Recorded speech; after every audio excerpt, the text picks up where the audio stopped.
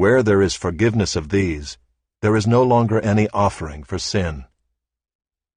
Therefore, brothers, since we have confidence to enter the holy places by the blood of Jesus, by the new and living way that he opened for us through the curtain, that is, through his flesh, and since we have a great priest over the house of God, let us draw near with a true heart in full assurance of faith, with our hearts sprinkled clean from an evil conscience, and our bodies washed with pure water.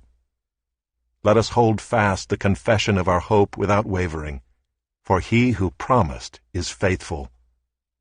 And let us consider how to stir up one another to love and good works, not neglecting to meet together, as is the habit of some, but encouraging one another, and all the more as you see the day drawing near.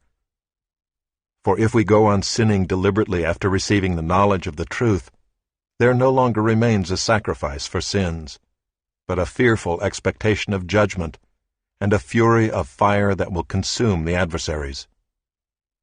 Anyone who has set aside the law of Moses dies without mercy on the evidence of 2 or 3 witnesses.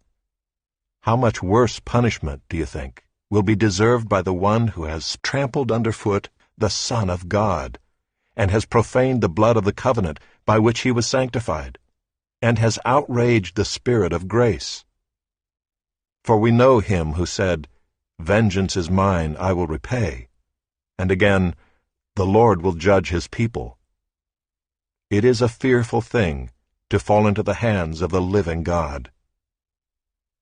But recall the former days, when, after you were enlightened, you endured a hard struggle with sufferings, sometimes being publicly exposed to reproach and affliction, and sometimes being partners with those so treated. For you had compassion on those in prison, and you joyfully accepted the plundering of your property, since you knew that you yourselves had a better possession and an abiding one. Therefore, do not throw away your confidence, which has a great reward. For you have need of endurance, so that when you have done the will of God, you may receive what is promised. For, yet a little while, and the coming one will come and will not delay. But my righteous one shall live by faith, and if he shrinks back, my soul has no pleasure in him. But we are not of those who shrink back and are destroyed, but of those who have faith and preserve their souls.